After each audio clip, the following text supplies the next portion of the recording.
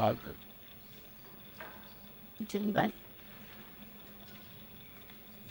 morning, everybody. Wow, it's great to be here. This is homecoming for me. Before I start, I just want to first say a deep bow of appreciation to Harry. I've known you so awesome, many decades at this point, but your spirit and your spirit of liberation and your love for community is imbued along with the other community members into this compromise. It's what makes it so special, and I just want to say thank you. Awesome. I am a dissident, as Aaron mentioned, and I was just thinking as I was sitting there, I'm pretty sure there's well over 20 members of my family that were incarcerated at Minidoka. So I feel their spirits here with me today, as I'm sure you also feel your family ancestors with you. Before I start, I also want to mention a couple things that I think are very pressing and urgent. One is that this site and 5 other historical Japanese American incarceration sites that are situated in national parks are under attack right now. And so it's very important that we came this year. And it's going to be very important that next year we bring 3 times as many people to this pilgrimage, just fight for the survival, the non-erasure of our history at this site and the other sites. There are a number of communities across the United States that reflect the history of this nation. I'm talking about African American, Indigenous, LGBTQ+, and other targeted for destruction communities whose histories are now preserved and protected by the national park system, and they are in danger of being erased right now. And think about it. We're here to celebrate the history of our families, of their survival, and they're trying to wipe it off the books. We cannot tolerate that. So, I can't announce the date because it hasn't been completely set yet, but there is a new coalition that is forming around protecting our history at these sites and bringing in and standing in radical solidarity with other targeted communities around the national park system. The National Parks Conservation Association, as well as some of the different pilgrimage leadership and other concerned organizations such as Student for Solidarity are organizing right now. We're in conversation. There will be actions, and we will let you know about it. The way you can stay in touch with this is, we'll be sure to let Minidoka Pilgrimage Committee know about this. They can send updates. Certainly, if you're connected to Student for Solidarity through our newsletter, you can sign up for that newsletter on our website, studentforsolidarity.org. We'll give you updates about that. Yes. Thanks for the call to action.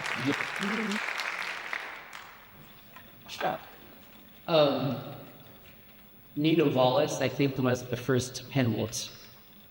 Aaron Shigaki has made artwork around this phrase, and Stan Shikua recently spoke in Seattle about what kind of ancestors you'll meet in the world. And Stan said, he asked the question, 50 years from now, when your grandchildren look back on this moment in time, how will each of us be remembered? Will we be the people that went to fences and said, release them? Never again. You do not get to do this to anybody else. Or will we have remained silent and let them roll over us, as they're doing very much across the country right now? They are using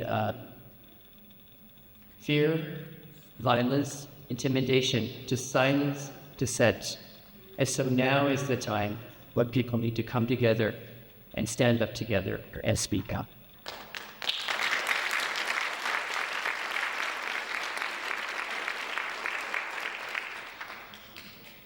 Barbara Takei of the Tule Lake Pilgrimage talked about that there will be many, many fights and long fights.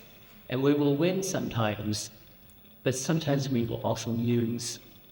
But it's not actually the defining point whether we win or lose. The most important aspect of that is the decision to fight, no matter what, on principle. And that's what the Tule Lake community has been doing around the airport, around certainly their survival as a community during and after the war. And I think they've been leaders for us in reminding us that we must stand on principle.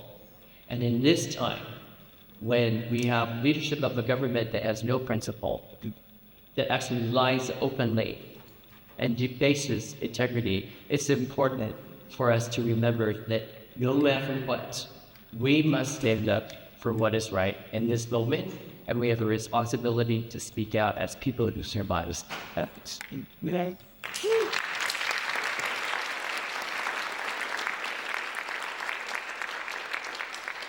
Okay, so now I'll read my prepared remarks. So once again, I want to thank the Minidoka Pilgrimage Committee for their invitation to be here today, and our friends from the National Park Service, and in particular their staff, thank you, Lisa, for their work and dedication to public lands and preserving our community history in the national park system.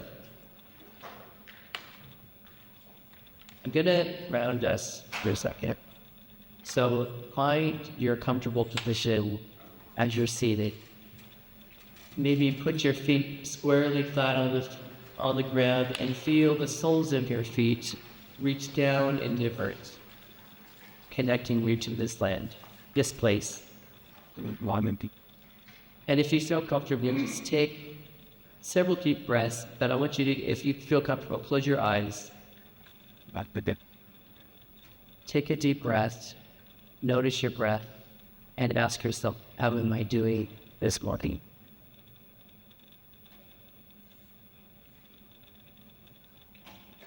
Then take one more breath, and as you exhale, reach out with your mind and feel the people around you.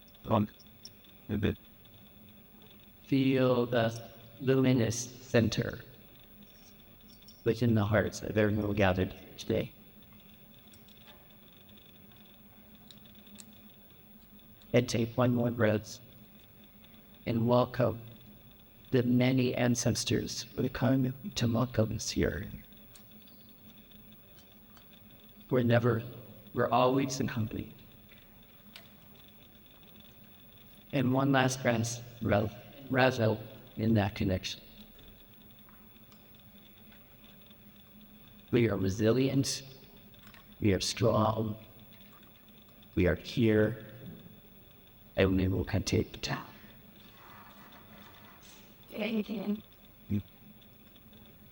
Right. Thank you.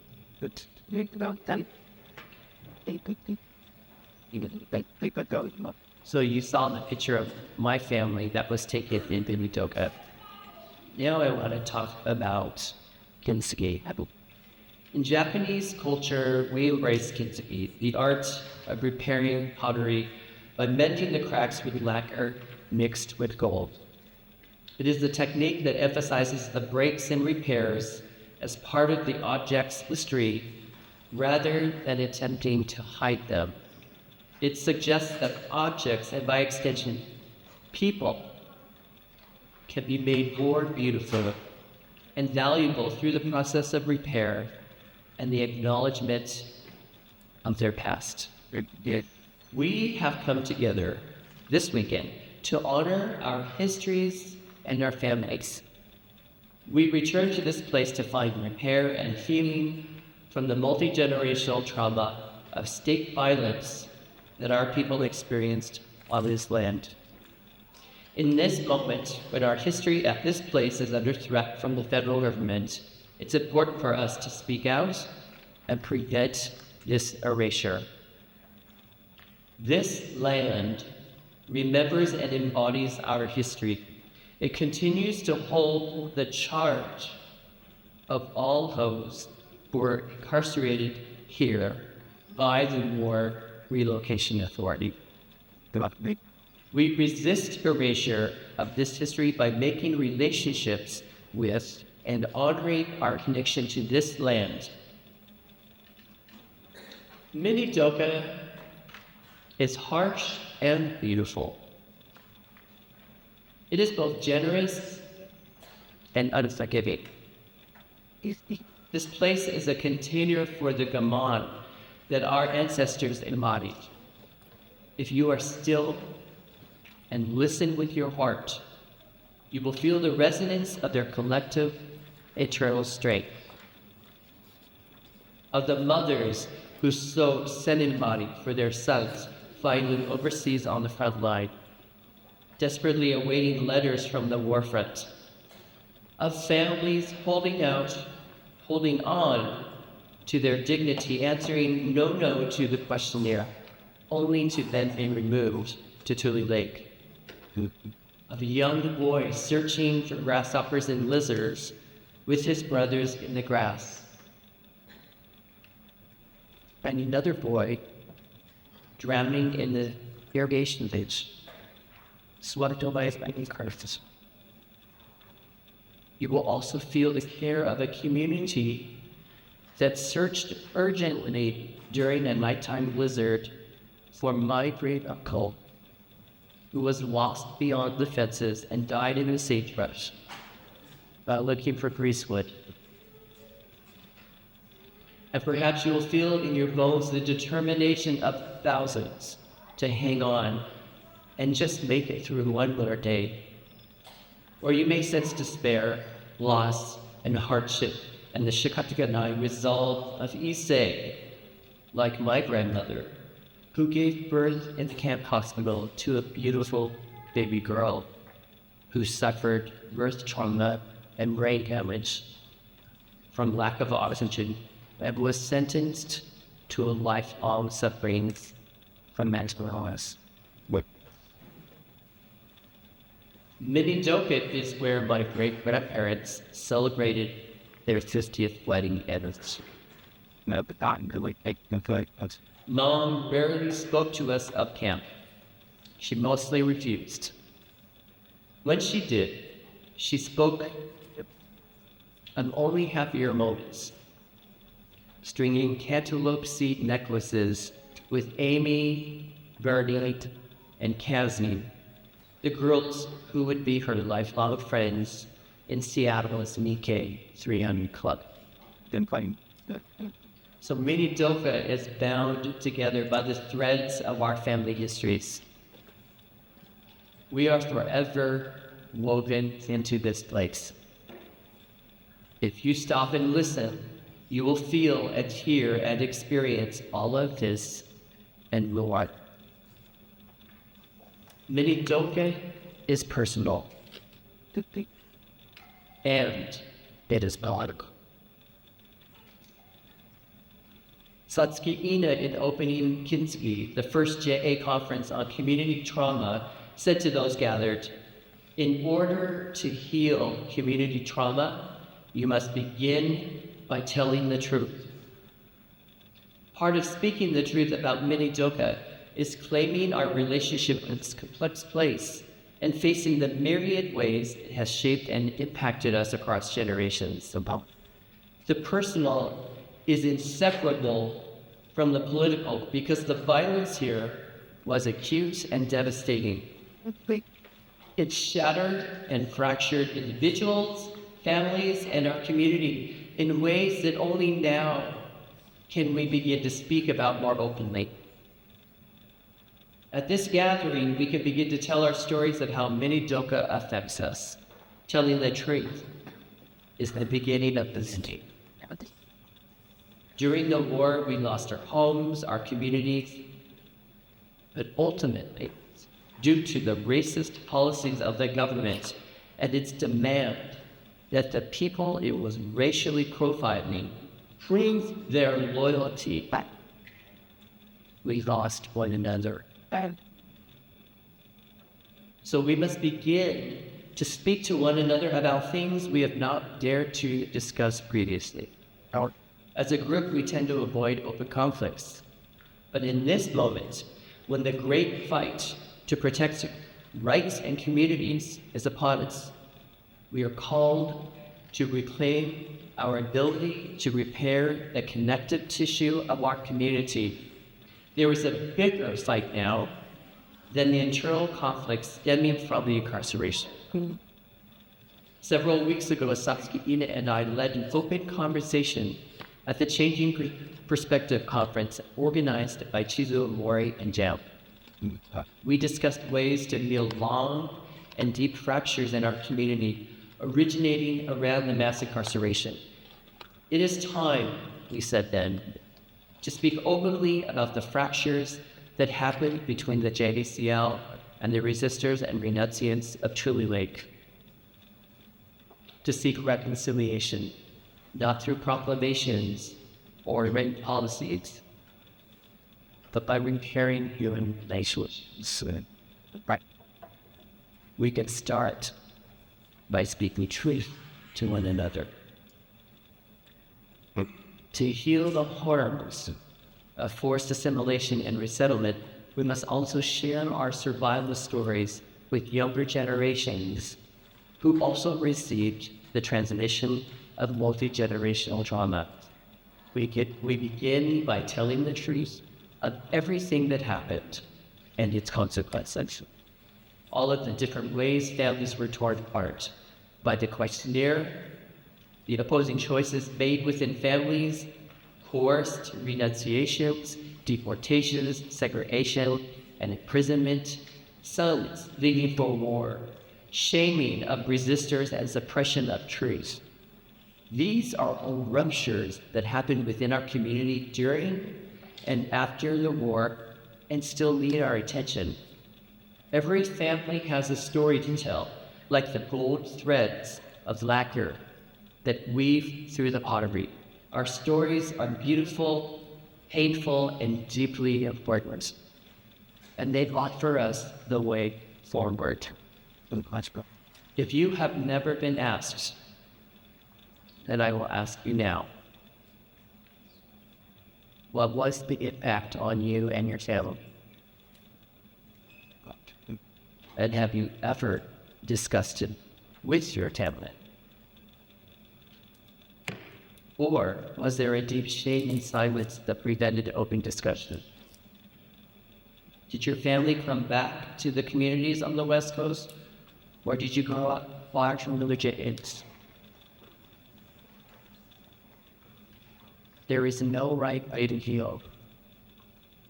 It simply begins with an intention. All of the unbearable places where we find conflict and deep brokenness also offer us opportunities for repair and growth. Herein lies the path to liberation. I invite you at some point this weekend, steal away by yourself and take a few moments alone to establish a personal relationship with Minidoka. Introduce yourself and formalize your return home to this land. Have a conversation. Thank this land. Offer it your solace and care. And be held and welcomed by ancestors who are spiritually present. And then make it asking for yourself. Simply and directly ask for what you truly need to begin your repair and healing. Use this pilgrimage to begin forming this question. It will guide you.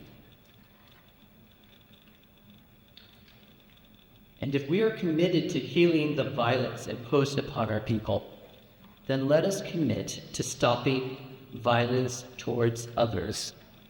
This is how Students for Solidarity started as a protest at the 2018 Truly Lake Scrimmage. We stood together in opposition to the first Trump administration's zero tolerance policy that stripped immigrant children from the arms of their parents, put them in cages while their families were deported. And in the 6 years since we have become a national Japanese American organization, carrying forward the legacy of resistance that began within our community inside U.S. concentration camps. It is a legacy that includes resistors who endured the brutality of the Tule Lake Jail, the rioters of Manzanar, the Fair Play Committee of Heart Mountain, those who went on strike against corruption and labor exploitation, the Ishii who erected a stone monument to James Bokassa, and countless others. And to the survivors present here today, on behalf of everyone here, I want to thank you. We exist because of you. Okage-sama.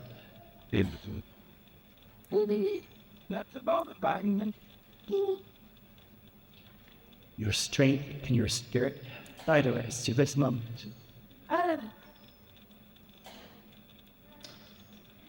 We understand that we share an intersectional history of surveillance. They surveilled us for 10 years before the removal. Forced removal, mass incarceration, separation of families, and deportation that has been weaponized now against communities of color, indigenous communities, and immigrants across the U.S. We also understand that our healing is undeniably bound to solidarity and to standing with other communities targeted now by state violence. Dr. Sasuke Ina, co-founder of SUDU, spoke to a nation as our camp survivors committed civil disobedience, blocking the gates of Fort Sill to stop the opening of a concentration camp for 1,600 children. And she said, "We must be the allies that our families needed when America turned its back on us as we were being disappeared from our homes, our schools, our farms, and our jobs." Yeah, we did. Today, we are in a human rights humanitarian crisis. In this moment, we are experiencing an attempted overthrow of civil society. There is despair, fear, and discouragement.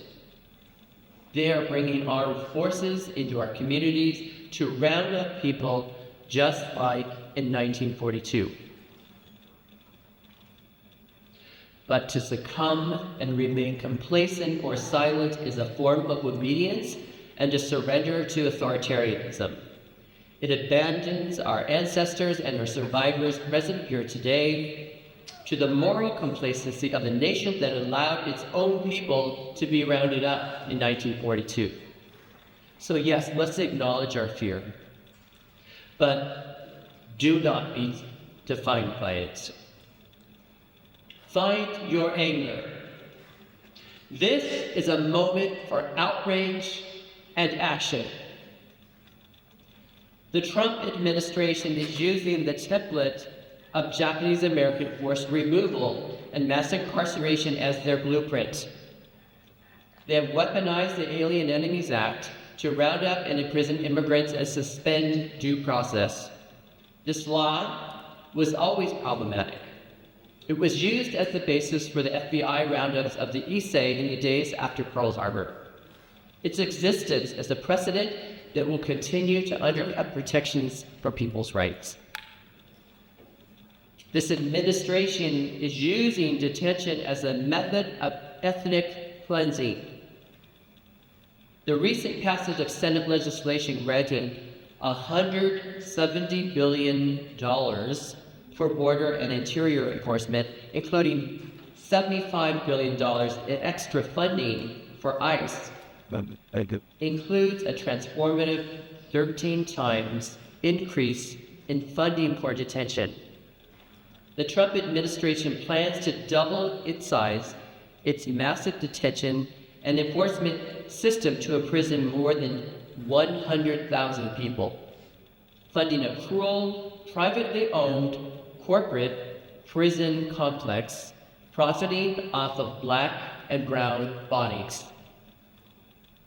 They have already demonstrated their willingness to use former Japanese American incarceration sites. An additional $30 billion is likely to be used to hire additional ICE agents, creating the largest federal enforcement system ever, consolidating the federal agencies like HSI, ICE, Border Patrol, FBI, the National Guard, and the Marines into one dangerous national armed force. This represents a consolidation of power that Trump is now beginning to use to target opponents and citizens as well as immigrants. We are living in an authoritarian police state. Trump ran on a promise to round up and detain 11 million people, and has promised his followers he will detain 1 million people in the first year of his term. The similarity of this model to the WRN camps should not be lost. As Japanese Americans, we must not remain on the sidelines in this moment when so much is at stake. As a community who survived this kind of violence, there is a special role for us to play in helping melt the resistance. We must find our outrage and act. And I know we've been exhausted for a long time. And of course, we're afraid of the violence they are raining down upon people right now. But like every iteration of crimes against humanity, we must oppose them.